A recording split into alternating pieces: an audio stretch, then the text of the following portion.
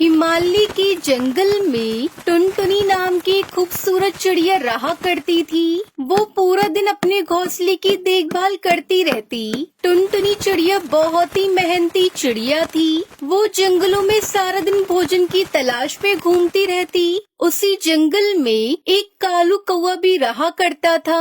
वो हमेशा जंगल में घूमता रहता और खा पी कर आराम से सोया रहता। वो बहुत ही आलसी और कामचोर कौवा था। एक दिन कालू कौवा टुनटुनी चिड़िया से कहता है, अरे टुनटुनी, जरा एक बात बताओ तो। मैं देखता हूँ कि तुम रोज हमेशा किसी न किसी काम में लगी रहती हो। तुम मेरी तरह मस्ती भी तो कर सकती हो ना, तो फिर क्यों इतनी मेहनत करती हो तुम? क्या फायदा ये सब करके? कालू कौवे की ये बात सुनकर टुनटुनी चिड़िया उससे कहती है, दरअसल बात ये है कि कालू भाई, अब कुछ ही दिनों में बरसात का मौसम आ जाएगा, इसलिए मैं खाने के लिए भोजन और रहने के लिए घोंसले की मरम्मत कर रही हूँ, ताकि बरसात के दिनों में ना ही मुझे भूखा रहना पड़े और ना ही बारिश में भीगना पड़े। मैं तो कहती हूँ आप भी अपने घोंसले की मरम्मत कर लीजिए। बरसात का मौसम जल्द आने वाला है, फिर आप अपने घर में आराम से रहना और बारिश के मजे लेना। अरे टुनटुनी चिड़िया, बारिश वारिश कुछ नहीं आने वाली, और अगर बरसात का मौसम आ भी जाए तब देख लूंगा। अभी तो मेरा एंजॉय करने का समय है, तो इसलिए अब मैं चलता हूँ। तुम करो अपनी मजदूरी। ये कहकर कालू कौवा वहाँ से चला जाता है। दूसरे दिन टुनटुनी भोजन की तलाश में जा रही थी। जाते जाते उसकी मुलाकात हरिया तोता से होती है। वो टुनटुनी से कहता है, अरे टुनटुनी, तुम इतनी सुबह सुबह कहाँ जा रही हो? अरे हरिया भैया, मैं भोजन लेने जा रही हूँ और अभी घर की मरम्मत भी बाकी है। बहुत काम बचा है, पर समय बहुत कम है मेरे पास। मैं देख पा रहा हूँ टुनटुनी कि तुम आजकल हद से ज्यादा परिश्रम कर रही हो। तुम्हें तो मालूम ही है हरिया भैया, बरसात के मौसम में भोजन ढूंढ पाना कितना मुश्किल होता है, इसलिए मैं अभी से भोजन जमा कर रही हूँ, ताकि आगे चलकर मुझे कोई परेशानी ना हो। बात तो तुम ठीक कह रही हो टुनटुनी, पर तुम्हारे पड़ोस में रहने वाला कालू कौवा तो पूरा दिन मौज मस्ती ही करता रहता है। वो कहाँ भोजन जमा कर रहा है, वो तो सिर्फ खाता है और सोया रहता है। पर तुम बहुत मेहनत कर रही हो, ये बहुत अच्छी बात है। हरिया भैया, मैंने उसे कई बार समझाया है, पर वो समझता ही नहीं। छोड़ो टुनटुनी, उसे उस नासमझ को समझाना भी बेकार है। अच्छा ठीक है टुनटुनी, अब मैं चलता हूँ, फिर कभी मिलकर बात करेंगे। ये कहकर हरिया तोता वहाँ से चला जाता है और दूसरी तरफ कालू कौवे की मुलाकात एक जालिम चील से होती है। क्या कालू भाई, आजकल तो आप बहुत मौज मस्ती कर रहे हैं, खूब मजे ले रहे हो जिंदगी के, और एक हम हैं जो भूख से बेहाल फिर रहे हैं।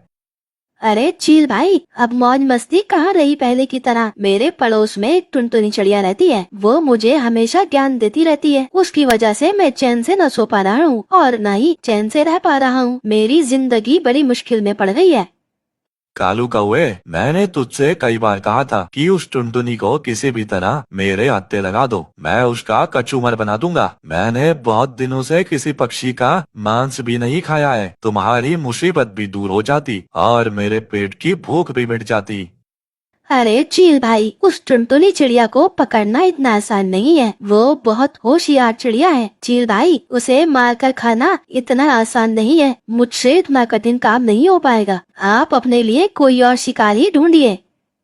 ये सुनकर चील को गुस्सा आ जाता है। वो कालू से कहता है, तुम इतने आलसी हो, तुमसे अपना खाना तो ढूंढा नहीं जाता। तुम मेरी क्या मदद करोगे उस टुनटुनी को पकड़ने में? चलो हटो यहाँ से, तुम तो मेरे किसी काम के नहीं हो।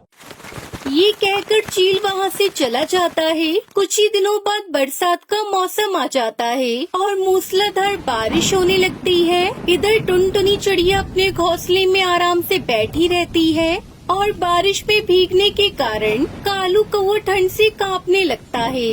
उसे देखकर टुनटुनी चिड़िया उससे कहती है, देखा कालू भैया, मैंने आपसे पहले ही कहा था कि घोंसला बना लीजिए, बरसात का मौसम आने वाला है, पर आपने मेरी एक बात भी ना मानी। अगर आप मेरी बातें मानकर घोंसला बना लेते तो आज इस तरह बारिश में भीगना नहीं पड़ता। अब लीजिए मजा और कांपते रहिए ठंड में। टुनटुनी चिड़िया की ऐसी बातें सुनकर कालू कौवे को बहुत गुस्सा आ जाता है। वो उड़ता हुआ उसके पास जाता है और टुनटुनी के घोंसले को नीचे गिरा देता है। बेचारी टुनटुनी चिड़िया बारिश में बेघर हो जाती है और वो भी बारिश में भीगने लगती है।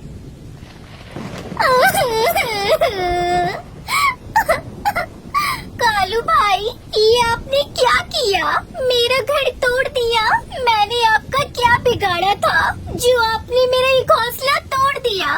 मैं तो आपके भले के लिए कह रही थी, ये आपने अच्छा नहीं किया।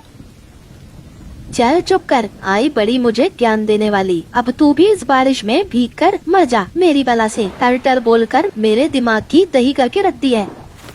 ये कहकर कालू कौवा वहाँ से चला जाता है। बेचारी टुनटुनी चिड़िया अपने टूटे हुए घर को देखकर रोने लगती है। तभी एक बूढ़ा गिद्ध वहाँ आता है और वो टुनटुनी से कहता है, चुप हो जा बेटा, परेशान मत हो, मैं हूँ ना, मैं तेरी मदद करूँगा। मैं जानता हूँ कैसे उस दुष्ट कालू कौवे ने तेरा घर तोड़ दिया। बेटा टुनटुनी, मैं कोई मामूली पक्षी नहीं हूँ, बल्कि मैं एक जादुई गिद्ध हूँ। मेरे पास बहुत अद्भुत शक्तियाँ हैं, जिससे मैं तुम्हारी मदद करना चाहता हूँ। पर बाबा, आप मेरी मदद क्यों करेंगे?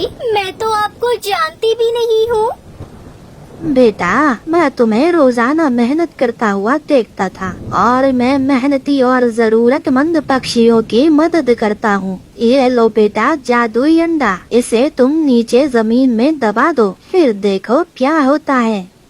फिर टुनटुनी चिड़िया उस बूढ़े गिद्ध की बात मानकर उस अंडे को जमीन में दबा देती है। फिर कुछ ही मिनटों में वहाँ एक सुंदर सा अंडे का घर बनकर तैयार हो जाता है, जिसे देखकर टुनटुनी चिड़िया बहुत खुश होती है। अरे वाह बाबा, ये अंडे का घर तो बहुत ही सुंदर है। बाबा, आपका बहुत बहुत शुक्रिया।